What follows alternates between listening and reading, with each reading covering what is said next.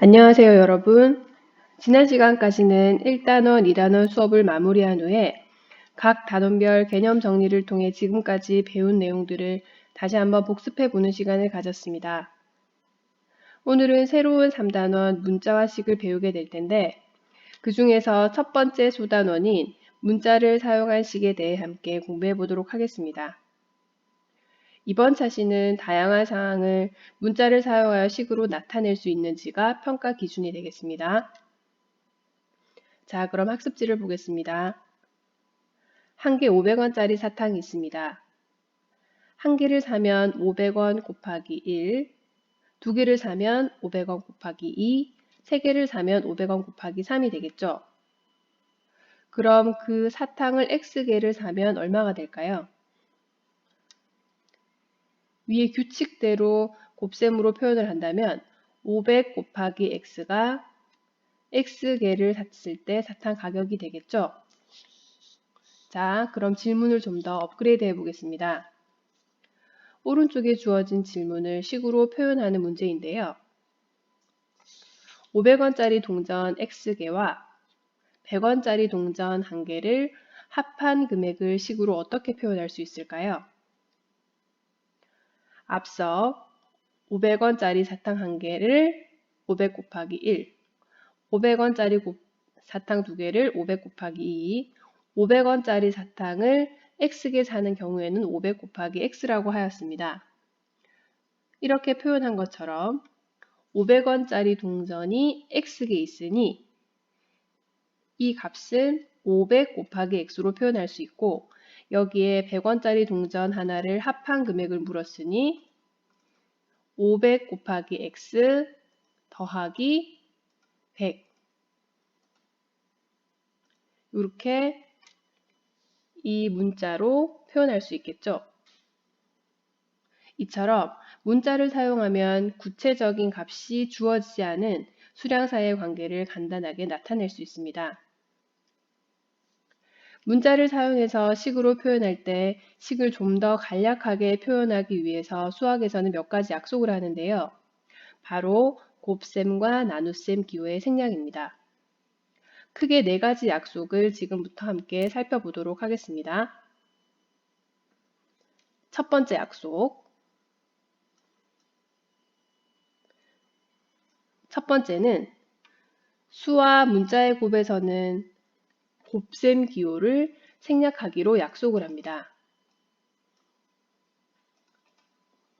즉, 3 곱하기 x는 이 곱하기를 생략해서 3x로 표현하도록 약속합니다. 특히 숫자와 문자가 같이 곱해진 경우에는 숫자를 앞에 쓰기로 약속을 하는데 예를 들어서 a 곱하기 2의 경우 a가 앞에 있고 2가 뒤에 있지만 숫자와 문자의 곱에서는 숫자를 먼저 쓰고 문자를 쓰기로 약속을 합니다. 앞서 배운 것처럼 곱셈 기호는 생략하기로 약속을 한다 하였으니 2a로 표현할 수 있습니다. 또한 곱해진 숫자가 1 또는 마이너스 1인 경우에는 숫자 1은 생략을 하기로 약속합니다.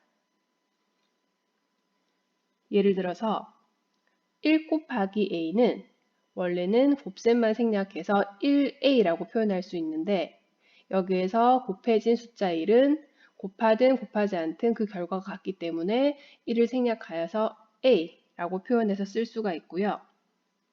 x 곱하기 마이너스 1의 경우도 마찬가지입니다. x 곱하기 마이너스 1에서 곱셈 기호를 생략할 수 있고 숫자를 앞에 쓰기로 하였으니까 마이너스 1x라고 할 수 있는데요. 마이너스 1x에서 마이너스는 생략하지 않고 숫자 1만 생략합니다. 따라서 결과는 마이너스 x라고 표현할 수 있습니다. 실수를 많이 하는 경우가 이 아래 2가지 경우인데요. 곱하는 숫자를 생략할 수 있는 경우는 숫자 1밖에 없습니다. 그런데 0.1 곱하기 a처럼 이 곱을 간단하게 표현하면 곱셈 기호를 생략하여서 0.1a라고 할 수 있는데 여기에서 1을 생략해서 0.a라고 표현하는 친구들이 간혹 있습니다. 숫자 0.1은 소수 0.1 이 자체가 하나의 수이기 때문에 0.1 뒤에 있는 숫자 1만 따로 생략할 수는 없으니 주의하기 바랍니다. 마이너스 0.1 곱하기 a인 경우도 마찬가지입니다. 마이너스 0.1 곱하기 a는 곱셈 기호만 생략하여 마이너스 0.1a로 표현할 수 있습니다. 그런데 이때 이 숫자 1을 생략해서 마이너스 0.a로 표현하는 친구들도 간혹 있습니다. 이렇게 표현하는 방법은 잘못된 방법으로 숫자 1만 생략이 가능하지 이 0.1 통째로는 하나의 소수로 수를 의미하는 것이기 때문에 숫자 1만 따로 떼서 생략하는 것은 불가능하다는 사실 꼭 기억하기 바랍니다. 두 번째 약속. 수와 문자의 곱처럼 문자와 문자의 곱에서도 곱셈 기호는 생략이 가능합니다. 예를 들어서 a 곱하기 b처럼 문자와 문자 사이에 아무런 연산이 없는 경우는 곱셈이 생략되어 있다라고 생각하면 되겠습니다. 특히 문자는 알파벳 순서대로 쓰기로 약속을 하는데요. 예를 들어서 a 곱하기 x 곱하기 b에서 문자와 문자의 사이의 곱은 생략 가능하니 a, x, b라고 할 수 있습니다. 그런데 a, x, b에서 알파벳 순서로 나타내면 a, b, x라고 표현할 수 있겠죠. 이처럼 문자의 곱에서는 곱셈 기호를 생략하되 알파벳이 다 들어가 있는 경우에는 알파벳 순서대로 쓰는 것을 약속으로 합니다.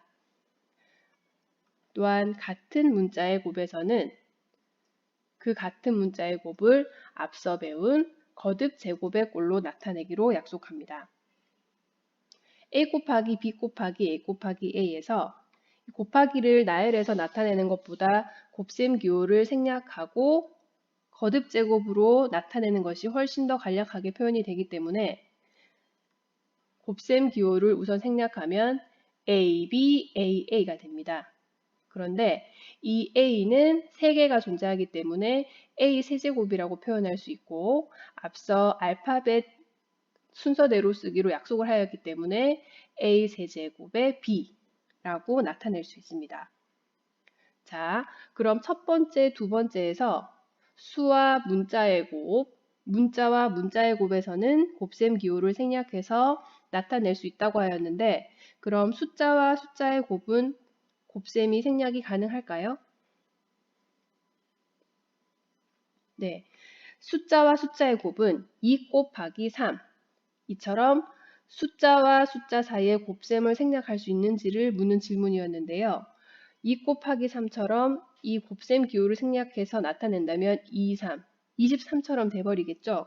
이렇게 되면 곱셈을 생략해버리게 되면 숫자와 숫자 사이가 곱셈으로 연결이 되어 있는 것인지 아니면 숫자 23인 것인지 구분이 되지 않기 때문에 숫자와 숫자 사이의 곱셈 기호는 생략하지 않고 1번, 2번처럼 수와 문자 혹은 문자와 문자의 곱셈에서만 곱셈 기호를 생략하도록 약속합니다. 세 번째 약속. 괄호가 있는 식과 수의 곱에서는 수는 괄호 앞에 쓰고 곱셈 기호는 생략할 수 있습니다. 예로 살펴보겠습니다. x-3 괄호에 곱하기 2를 간단하게 표현을 하면 우선 문자와 이거 숫자 아닌가요? 하는 경우가 있는데 이 괄호를 통째로 하나의 식으로 보기 때문에 문자가 들어가 있는 식이라고 할 수 있어서 이것은 문자, 그 다음에 숫자, 문자와 수의 곱이라서 곱셈 기호를 생략할 수 있습니다. 그런데 이 괄호와 숫자를 곱하는 경우에는 숫자를 먼저 쓴다는 의미입니다. 따라서 x-3 곱하기 2는 간단하게 표현하면 2의 괄호 x-3 괄호 닫고가 되겠습니다. 네 번째 약속. 문자를 사용한 식에서는 나눗셈 기호가 나오기도 하는데요. 나눗셈은 앞서서 유리수의 곱셈에서 배웠습니다. 나눗셈 기호는 생략하여서 분수의 꼴로 나타낼 수 있습니다. 유리수 나눗셈 단원에서 나눗셈을 역수의 곱셈으로 고쳐서 계산 가능하다는 것 기억나나요? 예를 살펴보면 a 나누기 2는 나눗셈을 곱셈으로 바꾼 뒤에 나눗셈 뒤에 있는 이 숫자의 이 2의 역수를 곱해주면 나누는 것과 같은 결과를 가지고 온다고 배웠습니다. 따라서 a 나누기 2랑 a 곱하기 2분의 1이랑 같은 계산 결과를 가지고 온다고 할 수 있습니다. 그럼 나눗셈 기호가 곱셈 기호로 바뀌었으니 앞서 배운 것처럼 생략이 가능하겠죠? 여기서는 숫자와 문자의 곱으로 이어져 있기 때문에 숫자를 먼저 쓰고 문자를 뒤에 써서 2분의 1a라고 할 수 있습니다. 여기서 a는 1분의 a를 의미하기 때문에 2분의 1 곱하기 1분의 a라고 할 수 있고, 그러면 2와 분모 1이 곱해지고 1과 분자 a가 곱해져서 2분의 a라고도 표현할 수 있습니다. 이런 경우에는 어디까지 표현하는 것이 맞는 표현인지 궁금해하는 친구들이 있던데요. 이런 경우는 2분의 1a로 표현하여도 되고 2분의 a로 표현하여도 됩니다. 이 두 가지 경우는 모두 간단하게 나타낸 표기법으로 2분의 1a 혹은 2분의 a 어느 표현이든 간단하게 나타내었다고 볼 수 있겠습니다. 자, 오늘 우리는 문자를 사용하여 식으로 간단하게 표현하는 방법을 배웠고, 간단하게 표현하는 과정에서 곱셈과 나눗셈 기호를 생략할 수 있다는 것을 알게 되었습니다. 오늘 배운 내용을 토대로 문제를 통해 문자를 사용하여 식으로 간단하게 표현해 보도록 하겠습니다. 1. 다음 네모칸에 알맞은 것을 쓰시오. 100원짜리 동전 X개의 금액은 앞서 예제에서 살펴본 내용과 똑같죠? 100원짜리 동전을 X개 가지고 있으니 100 곱하기 X라고 표현할 수 있습니다.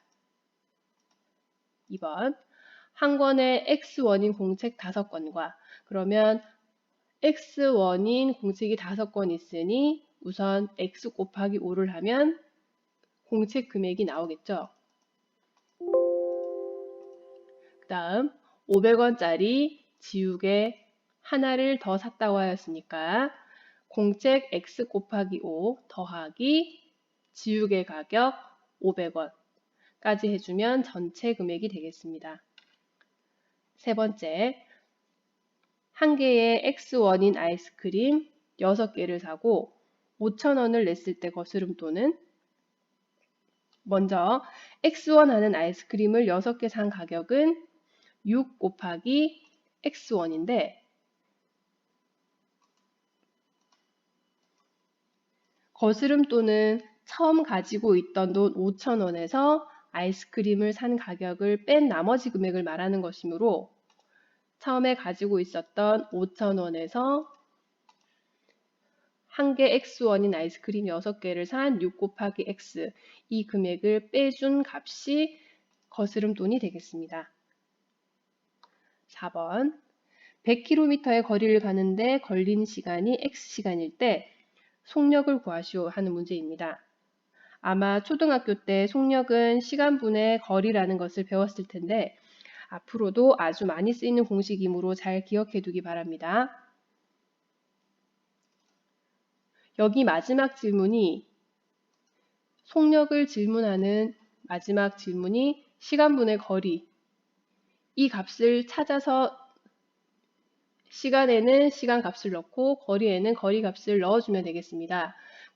속력은 시간분의 거리이므로 100km의 거리가 100이라는 의미이죠. 분자에 100 가는데 걸리는 시간이 X 시간에 X를 넣어주면 X분의 100이 속력을 의미하는 것이 되겠습니다. 1번 문제는 곱셈, 나눗셈 기호를 생략하기 전 단순히 문자를 사용해서 식을 표현하는 문제였고요. 2번 문제부터는 곱셈, 나눗셈 기호를 생략하는 문제입니다. 나눗셈을 먼저 곱셈으로 바꾸고 그 뒤에 수를 역수를 취한 다음에 곱셈 기호를 한꺼번에 같이 생략해주면 되겠습니다. 그럼 2번 문제를 살펴보겠습니다. 다음 중 곱셈과 나눗셈의 기호를 생략했을 때 나머지 넷과 다른 하나는 1번 문제부터 보겠습니다. A 곱하기 B 나누기 C에서 먼저 나눗셈을 곱셈으로 바꾸고 그 뒤에 C를 역수를 취해줍니다. 그러면 A 곱하기 B 곱하기 이 C의 역수가 C분의 1이 되겠죠? 그런 다음 이 곱셈 기호를 생략해주면 C분의 AB가 되겠습니다.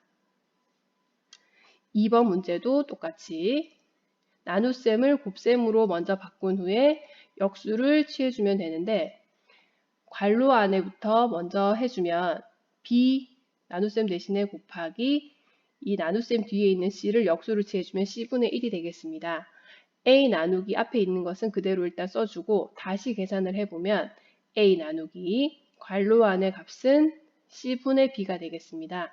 C분의 B.